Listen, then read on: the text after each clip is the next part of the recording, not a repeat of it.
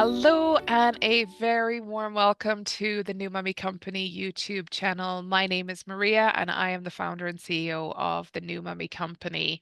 And today we are going to be talking about fertility yoga. Fertility yoga is a new class that we are going to be bringing to you here in Oakville. And I am absolutely delighted to welcome Binderiya to join me today so that we can discuss the upcoming new service. Binderiya, thank you so much for joining me. Thank you so much for having me. So, I guess one of the questions that people are going to have about fertility yoga is what is the difference between fertility yoga and any other types of yoga? So, can you help us to understand what is the difference? Of course, I think I had the same question when I first started learning about it. Fertility yoga is a specialized practice designed to support reproductive health and emotional well being. While the regular yoga focuses on overall fitness, relaxation, fertility yoga includes gentle postures, breath work, mindfulness techniques tailored to the reducing stress, improve circulation to reproductive organs, and support hormonal balance. It's a nurturing space for both body and mind during the fertility journey. Okay, so in essence, we are focusing on providing relaxation to the body and giving specific organs, i.e., the reproductive organs, that improved circulation and blood flow. That's correct. Okay, and I guess, it's not going to do any of us any harm to reduce our stress while we're at it either. For sure. So, who can benefit from fertility yoga? Who is this designed for? um, the fertility yoga is designed for anyone who's trying to conceive, whether naturally or through fertility treatments. It's beneficial for those experiencing stress, hormonal imbalance, irregular cycles, or unexpected infertility. If you are looking for a supportive practice to complete your fertility journey, this class is for you.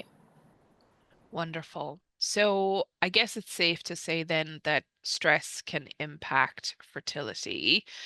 How does yoga help us with our fertility journey if that's something that we're considering is including a fertility yoga class?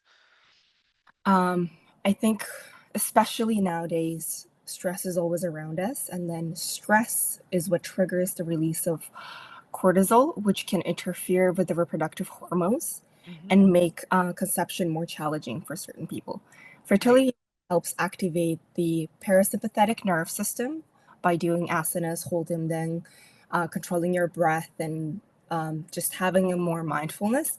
It reduces stress hormones and promotes the calm, receptive state for conception. Okay, that sounds wonderful. I think that could benefit everybody. So, obviously, people are going to look at multiple routes to improve their fertility. What if somebody has already gotten to the stage of going through IVF and is already working with a doctor to work with some sort of assisted methods of conception?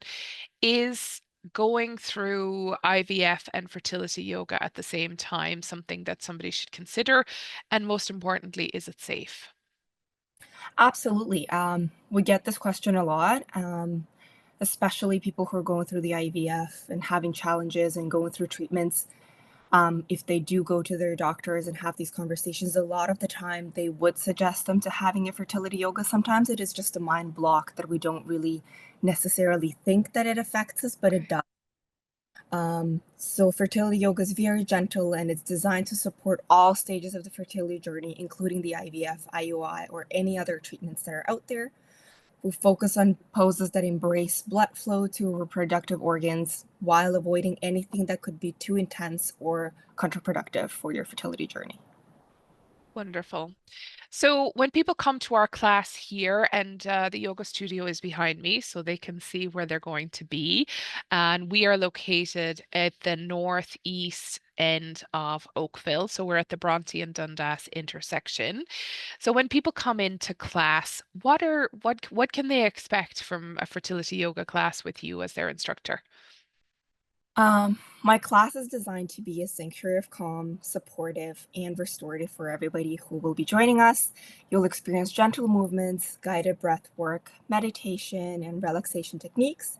Every session is crafted to help you feel grounded, connected, and supported, and we are very welcome center. Excellent, excellent. So, if somebody is completely new to yoga, is this something that they can get started with, or does somebody need to have prior yoga experience to start this fertility yoga? No experience needed at all. Our classes are suitable for all levels, whether you're brand new to yoga or if you've been exercising for years. Every movement is accessible and can be modified based on your comfort level and needs. All you have to do is listen to your body.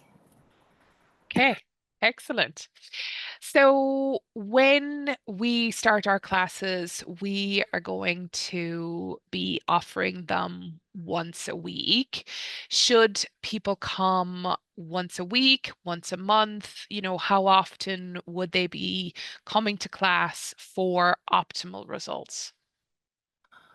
Generally, we would recommend practicing consistently at least once a week to experience the full benefit of the yoga classes. However, even one class can leave you feeling more relaxed and concentrated and connected to your body, which is essentially what everybody wants. Yeah, absolutely. So I think we have to think about guarantees here. Will fertility yoga guarantee that somebody is going to get pregnant? I mean, while no single practice can guarantee pregnancy, fertility yoga is a powerful tool to support your journey for fertility. It helps create more balanced, a respective state in your body, improves overall well being, and complements other fertility treatments and lifestyles that you are following or changing to make you feel more grounded, calm, and just listen to your body and feel at ease. Okay. So no guarantees, but obviously there is a lot of science behind fertility yoga too. Exactly. So when people are going through their fertility journey, it's reasonable to expect that people will have had possible conditions like endometriosis or PCOS. If somebody is not in their fertility journey right now, but they are simply looking for a way to help to improve those conditions, because we already talked about the fact that we're going to aim blood flow and circulation to those reproductive organs. Is this something that could help people with PCOS or endometriosis? Of course. It's actually one of the reasons why I even chose fertility yoga as a teacher. I myself do have a condition of a PCOS, which was one of the Okay. ways I even figured out what fertility yoga is. Right. But it's a nice support for your body and just your mental state. It helps reduce stress level, stress hormones, promote circulation, and encourage the balance for nervous system, all of which can positively impact conditions for the PCOS or endometriosis. Excellent. So I think I might be taking your class because I think I could do with the stress relief aspect of this. So what you're saying in a nutshell is that this is an option for anyone, whether they're on a fertility journey, whether they're dealing with some sort of a condition like PCOS, adenomyosis, endometriosis. But for someone who is looking for an option of how they can improve their overall health and relieve stress, then fertility yoga might be an option for them. Absolutely. Wonderful, because I know we all deal with way too much stress in our lives these days. So maybe this is the option for us all to take an hour and relax and just take a little bit of self-care time. For sure. So, what do people need to bring to class? If yoga is not something that they have practiced before, what do they need to bring with them? Just themselves and willingness to unwind in our class. Our studio provides all the yoga props, including the mats, bolsters, and blocks. If you prefer you're bringing your own mats, you are more than welcome to. If you don't have one, we will provide you one. Wear something comfortable that allows you to do gentle moves and relax by the end of the class, because if you're not comfortable, then most likely the whole hour you will not be feeling the most comfortable. And that could also cause you stress too. And we're trying to not do that. We're trying to make the opposite of it. Yes. And I should probably mention as well, because this might come up as a question, that we're not a hot yoga studio. So probably wearing layers is probably the best thing to do, so that if you are in an asana or a pose for a period of time, that you might feel a little bit chilly, but if you're doing a lot more movement, then you might want to take off a layer or two. On average, how long do you hold a pose for in fertility yoga? Is there an average? It really depends. I tend to look at my class and see how everybody feels when they come in, because everybody comes in with a different state of mind into the class, Okay. and that it would be either very gentle flow or it will be like on the go. But in the average, the most centered asanas that I would use, people would be holding anywhere between 3 to 10 seconds. Oh, okay. Okay. So there's frequent movement in that case. So it is a good idea to wear layers then in case you do get warm. Absolutely. Excellent, excellent. So you've kindly shared a little bit about your background as to why you got into and became a fertility yoga teacher. But just tell us a little bit about your journey to becoming a fertility yoga teacher and your overall training background. It's a very bumpy road. I've tried yoga myself probably about 6, 7 years ago. I went to a class and I didn't really enjoy it. And I was like, well, maybe it's not for me. And I kind of let it go. Later on, one of my family friends had opened up a studio and she was like, hey, listen, like, just come on in for one session. I think you're a little bit stressed and that's affecting you. Hmm. Going through a little bit of things. And I was like, you know what? Sure. I'll just come by. And I went and I absolutely enjoyed it and I loved it. And I think it just depended on who was the teacher and my mindset going into it. Yeah. I got out of the class and I saw a flyer of register to become a yoga teacher. And I was like, sure. Registered for it, and I completed my 200 hours. That's when I found out that yoga is not just yoga. There's different flows, different streams based on your needs and everybody else around you. So I started my journey in back pain management because Okay. everybody has back pain issues, including me. As I was doing it, one of my teachers at the time, she was teaching fertility classes, and I was like, "Oh, what's that?" Because I've never heard of it. And she was like, "There is actually a session happening. Please come join us." And then I went to it, and I was like, blown my mind as to how human body functions and how yoga helps it, which is why I decided to join it. Another reason was because I got diagnosed with PCOS at a later date. Right. Having kids has always been my dream, and I was like, if there's anything that I can do about it, then I might as well go and grab it by the horn. So I Yeah. did for myself. And then later on, I realized how common it is for people to struggle with fertility. And it's a very sensitive subject to even share.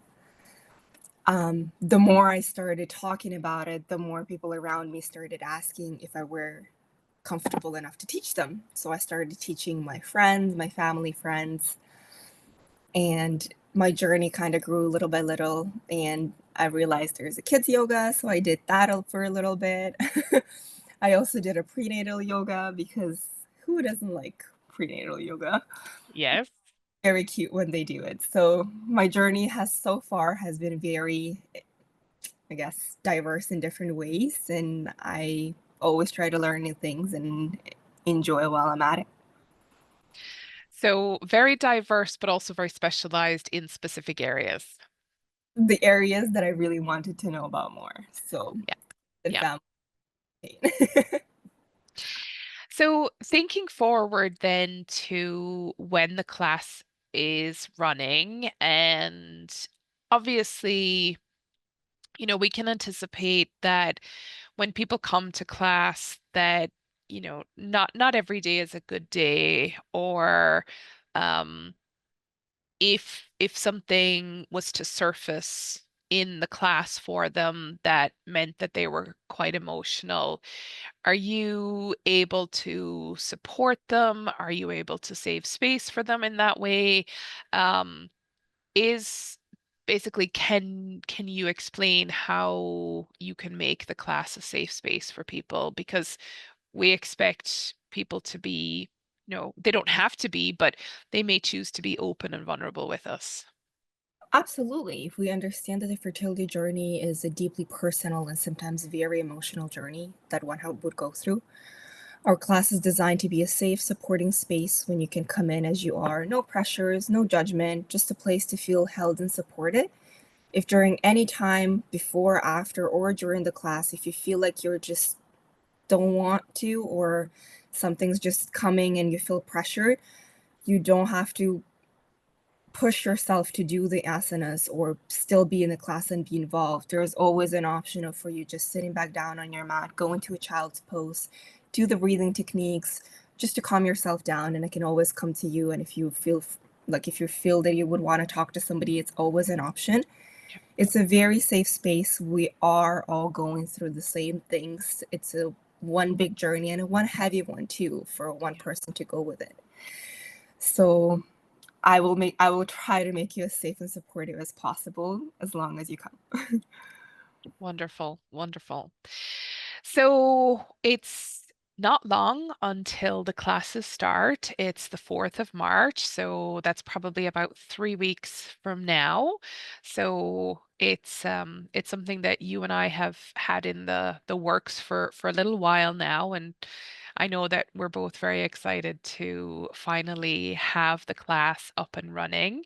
Um, I'm sure we could probably, sit here and go back and forth with questions and answers all day, but um, I think the best thing to say is that we will be updating the website with Q's and A's shortly, and obviously you'll be able to book on the website shortly. And the other thing is that if you have questions regarding the class, the content, timings, anything like that, you can obviously ask them in the comments down below, and we will be able to answer those questions for you. The class is going to be on a Tuesday at 6 p.m. It's a 45-minute class. That's correct, Binderiya, right? Correct. Right. Okay. Wonderful. So right now we are going to start with the class as an in-person class only, just to get the class established, make sure that everybody feels safe and comfortable.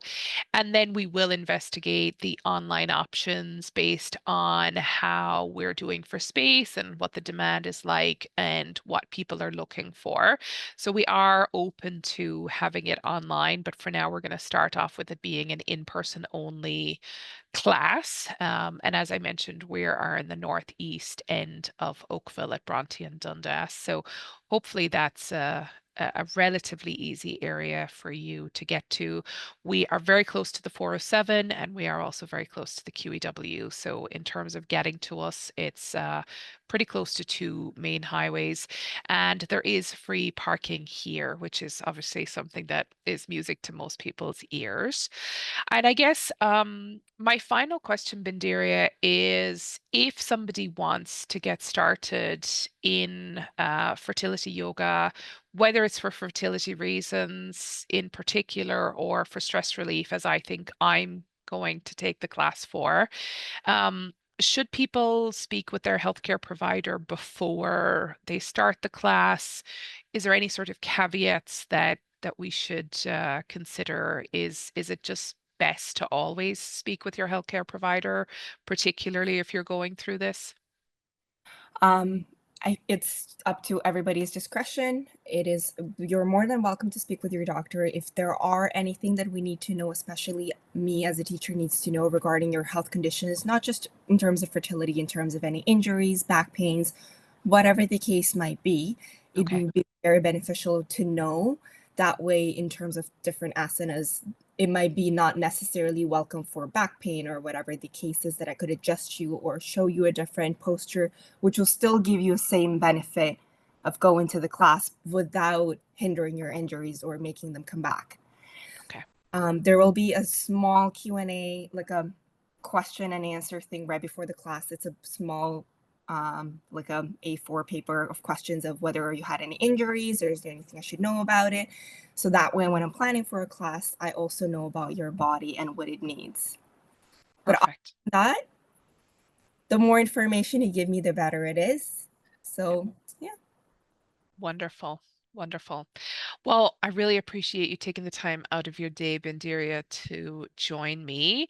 If anybody has any questions or would like any more information, you can either contact us directly or you can pop them in the comments below and ask us your questions. And just to recap, the classes are fertility yogas. Fertility yoga class starts at 6 o'clock here in Oakville on the 4th of March, and that will be running every Tuesday from there on in. And we specialize in small, intimate classes. So, as you can see behind me, it is a small studio.